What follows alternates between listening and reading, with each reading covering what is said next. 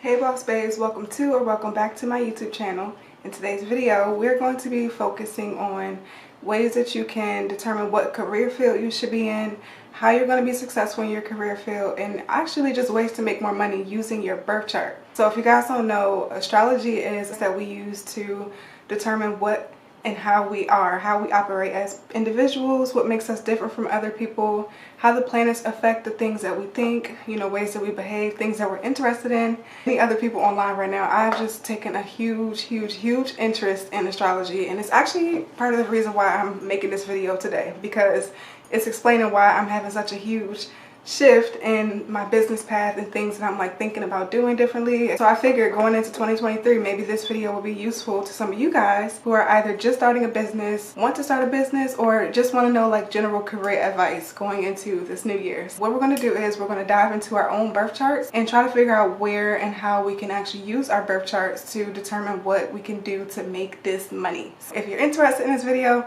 go ahead and like this video right now, because I'm about to give you guys a ton of good information, and hopefully it's interesting to some of you guys. If it is, go ahead and subscribe to my channel. Let's go ahead and start. First things first, in order to actually get the best use of the information that I'm going to share, you first need to either already have your natal chart or birth chart wheel. So the best way that I can recommend you to obtain a free natal chart is to go to astro.com, enter into your information. They'll ask you for things like your birth name, your birthplace, your birthday, the time, things like that. So after you actually generate your birth chart, I'll put a screen capture over here somewhere so you can see exactly what it is that you should be doing. After you actually obtain your birth chart, then you'll be able to kind of follow along with me as I'm giving you information and pinpoint different things on your personal birth chart. So I will do a whole separate video on how to make a birth chart and what a birth chart is used for and stuff like that if this video does well. This is my first video doing anything about astrology, but it was on my heart and I was like, since I'm studying this stuff, I may as well like share it with you guys, because it's something I'm really interested in, and honestly it's life-changing if you use it for the right purposes. So let's go ahead and get into it. After you obtain your birth chart, it should look something like this. This is a sample birth chart from the internet. It should look something like this. But now we're going to get into the steps that you need to follow in order to determine what business you should actually be looking towards operating in 2020. So if you're looking at your birth chart right now, what you'll notice is that your birth chart is divided into sections. So there's a little bit of like geometry and like math that goes into understanding the birth chart, which I will explain in a separate video if you guys are interested in that. But for the purposes of what we're doing right now, you're going to be focusing on the houses for how to make money and what business or what career you should be looking forward to or looking into. Focus on houses 2, 6, and 10. And then I'm going to break down every single house and explain to you why they're important for money. Your second house is basically the house of money, finances, and things that you value. Normally your second house represents your values, your possession, things that actually like matter, material things, which money absolutely is a material thing. So that's where you need to be focusing on your second house. Your sixth house rules the work environment, your day-to-day routines, something that you might feel like is an ongoing daily activity, or like a work environment that is most comfortable for you, something that's going to feel the most natural. It basically shows you your routine, things that you're doing every single day. It's also going to show how you will perform in a certain career, how you may best operate, and what career might actually make you feel the most comfortable in. So definitely pay attention to your sixth house. Your 10th house is the most important house to look at when you're focusing on career. Everyone always focuses on 10th house first and only, but second and sixth house are also very important when you're looking at like things like money and like how you're going to continue to earn that money. But your 10th house will show you your career and like the legacy, maybe like your long-term career goals or something that you're looking towards building upon. There are going to be things like a job that you might get into that might be the job that you want to build upon. You might want to get promotions in this area of work, or you might want to stay in this career path for a longer time than you might with your sixth house, because your sixth house is like more day-to-day routines. They're things that you do day-to-day. You might change a little bit here and there, but your 10th house is your most stable source of income, or where you're going to heavily focus on your career at. Step 2 in this video is going to be basically breaking down the different elements of every house that you're looking at. So we're looking at our second, 6th, and 10th house. We want to look at which element rules those houses. I'm going to use this chart right here as an example so that I can explain what I'm chatting with y'all. But for example, the elements that rule every house are fire, earth, air, and water. Okay, so if you have Aries, Leo, Sagittarius in your second, 6th, and 10th house, that means that you're career houses are ruled by fire element. So we're going to focus on fire element and how that influences your money and your income. My ascendant, which will be Pisces, Aries, Taurus, excuse my rushed drawings. We have Cancer here. Cancer, Leo, Virgo, Libra, Scorpio, Sagittarius, Capricorn. Okay, so what I mean is Aries rules my second house, so I'll put a 2 next to Aries. I'll put a 6 next to Leo because Leo is ruled by my 6th house, and then my 10th house is ruled by Sagittarius. So these are all the fire signs. My career houses are ruled by fire signs. So basically look at your birth chart.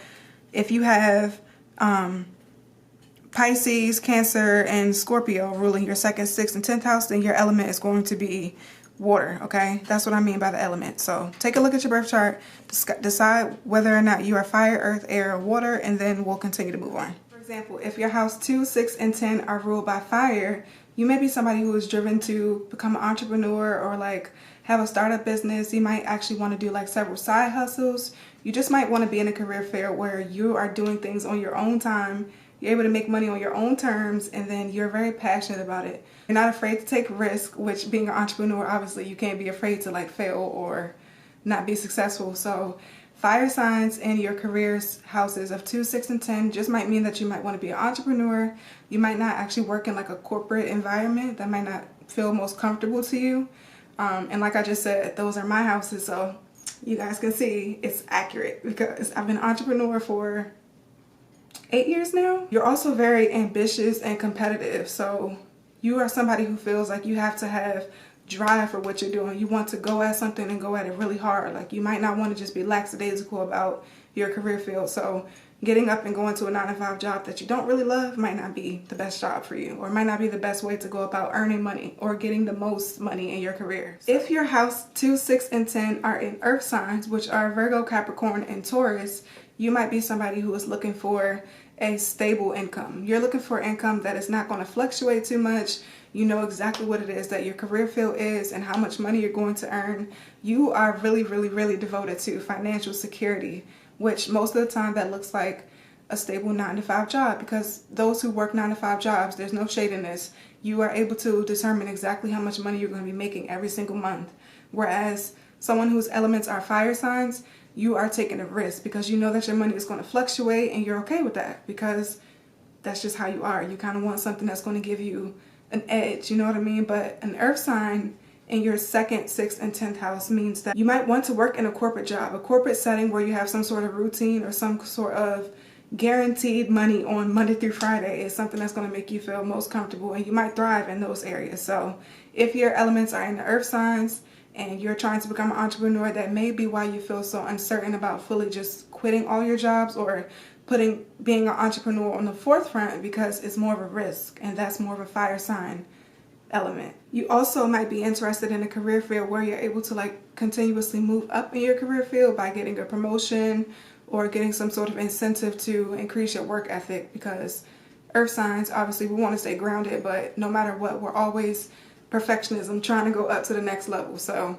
that is something to consider when you are looking at your 2nd, 6th, and 10th house. If your 2nd, 6th, and 10th house are in water signs, Cancer, Scorpio, Pisces, that means that you're probably going to want to be more emotionally invested into the career that you're focused on. You're going to want to do something that is going to make you feel like you're taking care of people, like you're nurturing people. You want something that's going to pull at your heartstrings, basically. This might be like nurses or doctors, somebody that is using your emotional abilities, your intuitive side to earn money. You might feel like a career that is non-conventional best suits you, something that is not a corporate job, it's not 9-to-5, and it may not even be entrepreneurship, but it could be something more on the spiritual side or something that is just like a non-conventional job. For example, herbalists. Herbalists are doing jobs where they're focusing on the use of herbs in our medicine and our foods, things like that. That's not a conventional area of work, but it is something that you're going to feel more passionate about because it speaks to your water sign career houses. So make sure you pay attention to, if it's water sign, you're going to want to do something that's going to make you feel emotion behind it. If your elements are in air signs, Gemini, Libra, and Aquarius, you're going to want a job or a career field where you are communicating all the time. You're going to want something where you can collaborate with people, work in partnerships, and you might need something where group effort is key in this type of work environment. You definitely don't want something that is too mundane. You want a lot of variety, something that can change often. So say if you're working somewhere where you have to travel long distances throughout the day, you don't feel like you're in the same setting every single day.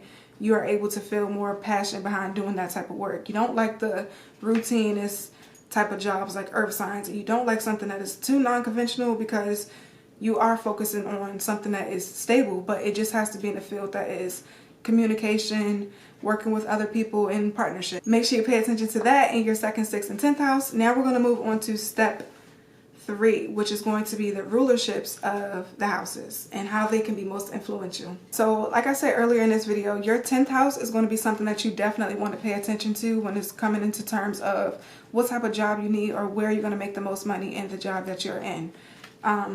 Just because 10th house is usually like the most typical career sign or like work house, you definitely want to see what planet rules your 10th house. The 10th house is definitely going to be one of the most influential houses that you want to focus on, the rulership of your 10th house. So for example, in the chart that I just created, the 10th house is, I'm sorry, I couldn't find the chart. The 10th house is Sagittarius, okay? So what is the ruler, the planetary ruler of Sagittarius? The planetary ruler of Sagittarius is Jupiter. So focus on where Jupiter, focus on what Jupiter values. Jupiter is definitely luck, abundance, all things success with monetary things. If you have Jupiter in your 10th house, you're definitely going to want to pay attention to that because you're probably going to become successful very easily or inherit money in some type of way. Something as far as money is going to come to you very easily. You're attracting abundance in all ways. Since we're focusing on our 2nd, 6th, and 10th house, you want to look at what planet rules the house that you have over your 2nd, 6th, and 10th house. So for example, we'll see that we have the 2nd house is Aries. Mars rules over Aries. We have our 6th house, which is Leo, which is ruled by the sun. And then, like I said, we have our 10th house, which is Sagittarius, ruled by Jupiter. So focus on the planetary ruler for which career path will be best suited for you. If your 10th house ruler is the sun, you want to take a look at where the sun is on your birth chart. So if your sun is placed in the 6th house, you may want to do something where you're focusing on healing or doing something that is revolving around health, like being a nurse or doing something of a service, because your sun rules your 10th house, but your sun is placed in your 6th house. So let me kind of explain what it is that I just said, because I know that that's going to be a little bit confusing. It's a lot of, so let's go ahead and look at our example. Okay, so our 10th house shows that it is Sagittarius, right? Now, Sagittarius rules the planet Jupiter. So look onto your birth chart and figure out where your Jupiter placement is, and then we're going to be able to better understand which career would best suit you. Based on this example, that means that you might be able to focus on a career path that is teaching or spirituality or philosophy or something of that sort. When it comes to career fields, in an area where you are teaching, focusing on your spiritual growth, or even something like philosophy or something like that, that is going to be the best career for you based on where your Jupiter placement is. Basically, what I want you to do is look at your birth chart, look at your 10th house, look at what sign your 10th house is in, and then look at what planet rules that 10th house. If you have your sun ruling your 10th house, then you want to look at where your sun is on your birth chart, and then that will help you to kind of like figure out which career path is best for you. I know it's a little bit confusing, but if you guys have any questions, don't forget to comment down below your placements and I will try my best to help you. Step number 5, the aspects that your 10th house is making. Okay, this is where it gets a little bit deeper, it gets a little bit more detailed, and it's going to be very, very specific. This is why it's important to look at the aspects in your 10th house. 10th house is ruled by Leo. Example, what we're going to say is that your sun is going to be in your 6th house. Your sun is conjunct your Venus. Venus is going to be the planet of beauty and like partnerships. You might be interested in things such as like modeling, fashion, or you know, doing something like makeup. Venus is ruled by beauty, compelled to do something that is focused on beautifying your face, making sure that your appearance looks well, modeling, fashion, makeup, things like that. But because it's in your 6th house, that is service, that is helping people to do something. So you might want to do fashion styling, or you might want to do eyelashes, or you might want to do a makeup service or something like that. You're going to want to focus on beauty because Venus conjuncts your sun, but it's going to want to be a career that's doing a service for someone as well. The placements are going to better help you get very, very specific about potential career choices for you. Okay, so now that we've gone through all the different steps that you can use to help you to better understand which career path might be best for you, or how you can make the best money or the most money using your natal chart. I know that some of you guys are looking at your birth chart and you're like, but my second house is empty. I don't have any planets in my second house, or my 10th house doesn't have any planets. That mean I'm be broke? That mean I can't make no money? Like, what does an empty house mean? Why is it not any planets in my house? Am I going to be broke forever? Can I not make a living off of doing nothing? Like, what is this? So let's go ahead and talk about what empty houses mean, especially when they're compared to your 2nd, 6th, and 10th house. In simple terms, since our natal chart is basically like a snapshot of the sky and your zodiac at the time that you were born, looking at your 2nd, 6th, and 10th house is going to help you to understand how you're going to approach making money, how you can better invest into something that is going to bring you money, or how you react towards making money. Like I said, don't panic if your houses are empty. That does not mean that you're going to be broke forever. That don't mean that you're not going to be able to be an entrepreneur. You're not going to be able to get that career that you applied for. You're not going to, it's none of that. What it means is that whatever house is empty, for example, if your 2nd house is empty, it doesn't have any planets, it basically means that you've already learned what you needed to learn with this house. Or it means that you may not be able to you may not have to focus as much as some other people may have to on the meaning of your 2nd house. So let me go ahead and break that down a little bit further. Those areas may not be as challenging to you as they may be to other people. You honestly could get the job that you love and not really have to go through the hassle of applying to 30 different jobs, or you may already do something that you love and it may not seem like you've had a lot of career experience. You were able to just land that job that you really, really love, making the money that you love, and it was effortless for you. But some of us do have planets that are in our houses, and that means that we have to pay more specific attention to how to make money and how to use these planetary aspects to make money. Having an empty 2nd house could mean that you'll obtain like a large amount of money you'll obtain a large amount of money through inheritance, or maybe your family was wealthy, or you're going to have some type of property or assets like passed down to you through the family. So not that it's a bad thing to not have a planet in your 2nd house. It might just mean that large amounts of money will come to you more easily than they will to others. And as far as having an empty 6th house goes, it could just mean that you won't really suffer like major legal losses, or if you're going through like legal troubles, you won't necessarily have it be a terrible ending situation. You may be in favor in your legal matters because your 6th house, your health is probably going to be really, really good because your 6th house rules your health, and because there's no planets there, it could mean that you don't really have a challenge as far as health goes. May not have very many visits to like the hospital, things like that. So like I said, having an empty house in your career houses is not a bad thing, so don't freak out. Then lastly, having an empty 10th house. This is the one that people are going to look for and say, oh my gosh, there's no planet in my 10th house. What does that mean? Well, this just means that as far as getting promotions and stuff goes, you might have delays in that area. You might not get the promotion as quickly because there is not a planet influence in this house.